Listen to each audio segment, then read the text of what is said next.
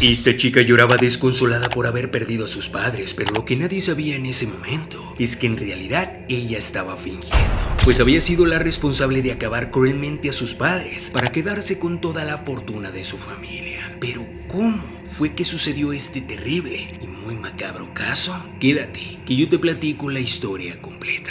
Manfred von Richthofen y Maricia Silva Abdala se conocieron en la década de los 70 en la Universidad de Sao Paulo. Ella cursaba medicina y él ingeniería. Heredero de la aristocracia familia alemana von Richthofen, Manfred se presumía no solo de compartir nombres, sino también de ser sobrino del Barón Rojo, el famoso aviador de la Primera Guerra Mundial. El noviazgo no fue demasiado extenso, los dos compartían el deseo de escalar en sus profesiones y por eso, tras la boda, juntos partieron hacia Alemania para seguir estudiando. Manfred era tímido e introvertido, pero sumamente inteligente. Su capacidad lo convirtió en un exitoso ingeniero. Las principales compañías locales lo buscaban por su talento. Y Maricia era una reconocida psiquiatra, y al contrario de su marido, ella era una mujer extremadamente sociable. El 3 de noviembre de 1983 fue un día glorioso, pues ese día nació su primogénita, a quien llamaron Susan. La pequeña, dulce y cariñosa, fue hija única hasta el 26 de abril de 1987, cuando su hermano Andreas Albert también llegó al mundo. Nada les faltaba, la familia vivía en una mansión maravillosa. Los niños fueron a buenos colegios, hablaban idiomas y tenían un futuro brillante. Los hermanos se llevaban muy bien y compartían absolutamente todo. Como hermana mayor, Susan siempre acompañaba y protegía a Andreas. Todo parecía estar en armonía, pero algo estaría a punto de cambiar que dejaría a todo el mundo impactado del horror. Era agosto de 1999, desde hacía poco más de un año Manfred ocupaba un cargo jerárquico en Dersa, la compañía que manejaba el sistema de autopistas paulista. Se manejaba mucho dinero, pero al mismo tiempo era mucho trabajo. Pero un poco de descanso no venía mal. Era domingo y el clima estaba hermoso, así que decidieron pasar el día juntos en Ibirapuera. Aquí es cuando entra a la historia un tipo llamado Daniel Craviños, que tenía 18 años y competía en aeromodelismo. Para Susan el flechazo fue inmediato. La chica, que ahora tenía 15 años, se apasionó en cuanto lo conoció. Sin embargo, la realidad se encargaría de complicar las cosas. De origen sencillo, los Craviños tenían un taller en el que se dedicaban a reparar coches y motos. Daniel era el más chico, era educado y tranquilo. Desde la adolescencia se dedicaba al aeromodelismo. Fue campeón paulista, brasileño, panamericano, sudamericano y salió quinto en el Campeonato Mundial de 1998. Al inicio, Manfred y Maricia no se opusieron al romance. La diferencia de clase social no les pareció importante. Sin embargo, pronto la vida de Susan comenzó a cambiar y sus padres se dieron cuenta que probablemente la influencia de este tipo no era la adecuada. Pero para ese momento ya era demasiado tarde. Pese a la oposición familiar, ellos se mantuvieron juntos. La chica comenzó a irse por el mal camino de las peores formas posibles. A pesar de esto, Susan intentó complacer los deseos de sus padres y comenzó a estudiar Derecho en la Universidad Católica de San Pablo. Pero su desmotivación era evidente. Faltaba clases con frecuencia, decía que se iba a estudiar a casa de sus compañeras, aunque en realidad pasaba la noche con Daniel. Cuando todo su entramado de mentiras quedó al descubierto, Manfred y Maricia le pusieron por primera vez un verdadero límite a esta chica. Estaba terminando el 2001 y los encuentros con Daniel habían quedado prohibidos, pero solo haría empeorar la situación entre ella y sus padres, y todo se convertiría en una pesadilla de terror. El 12 de mayo del 2002, Susan no quiso compartir un almuerzo familiar para celebrar el Día de la Madre. Pelea con su padre y él, por primera vez en su vida, le da una cachetada. Furiosa y llorando, se fue de la quinta que tenían en las afueras de San Pablo y donde estaban pasando el fin de semana. Entre lágrimas y gritos amenazó con abandonar la casa. No solo no lo hizo, sino que cuando regresaron sus padres, ella les aseguró que no volvería a ver a este tipo y que su relación había terminado por completo. Pero ella no lo cumpliría y por lo contrario, en ese preciso instante comenzó a crear una idea macabra para poder finalmente deshacerse de ellos. En julio del 2002, cuando Manfred y Maricia se fueron de viaje, la joven pareja convivió en la mansión. Esa experiencia fue la gloria para ellos. El sueño de Susan se había hecho realidad. Eso era lo que quería para su vida: libertad, lujos, dinero, sin tener que darle cuentas a nadie. Y lamentablemente, lo que pasaría después sería completamente aterrador.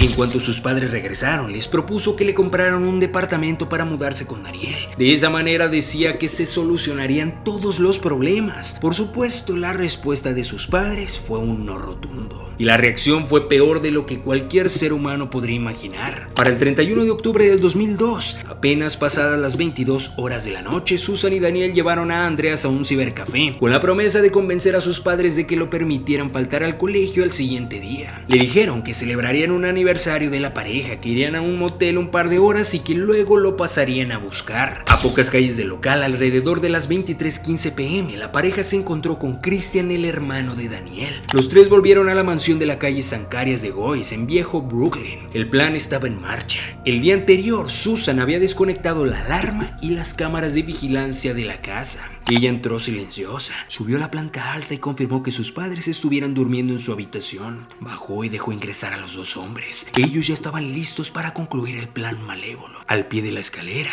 Susan dispuso bolsas para que descartaran los guantes y su ropa después de que ocurriera el horror.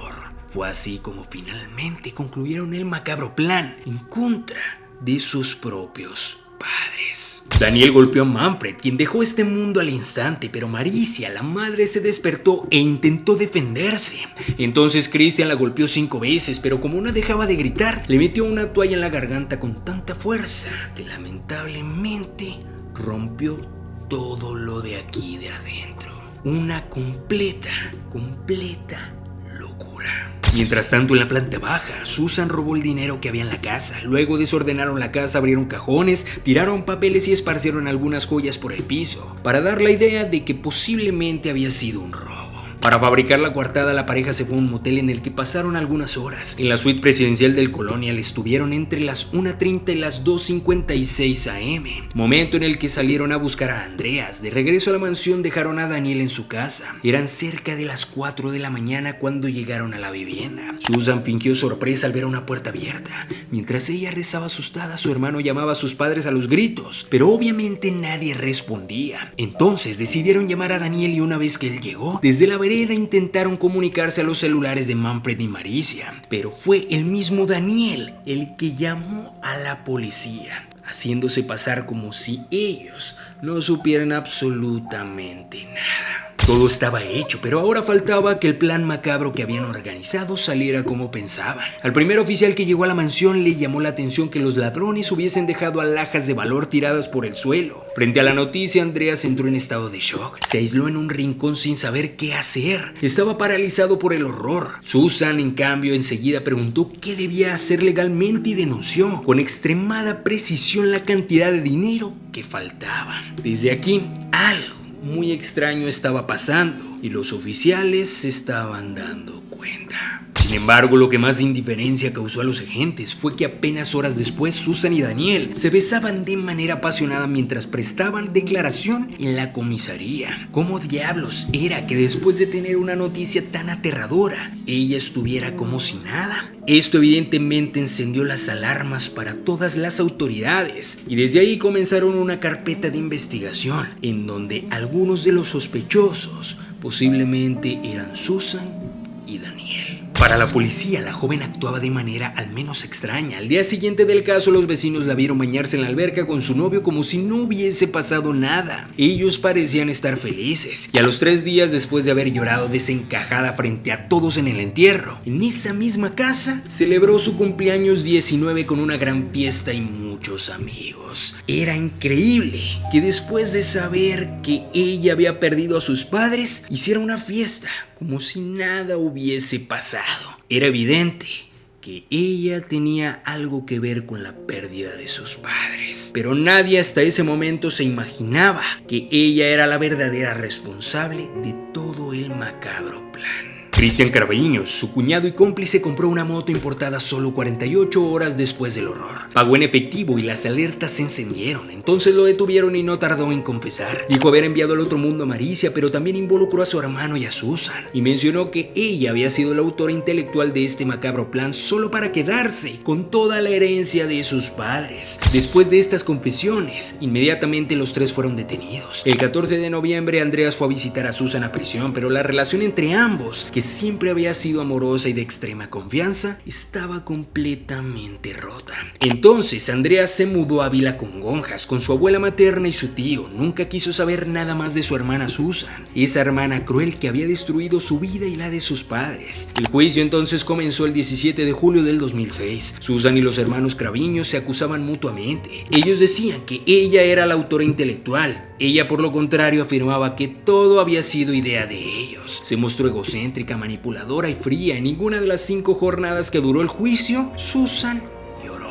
Pero para el 22 de julio a las 2 de la mañana el tribunal la sentenció a 39 años y 6 meses de prisión. Daniel recibió la misma pena y Christian solamente un año menos. Por su parte, su hermano Andreas estudió farmacia y bioquímica en la Universidad de San Pablo y luego hizo un doctorado en química orgánica hasta 2011 que vivió con su tío. En 2017 habría enfrentado problemas con algunas sustancias y también habría estado en tratamiento para desintoxicarse. Fue declarado heredero universal de todo lo que dejaron sus padres, un patrimonio valuado en unos $3 millones. En marzo del 2015 la justicia de San Pablo determinó que la herencia de la familia le fuera entregada solamente a él.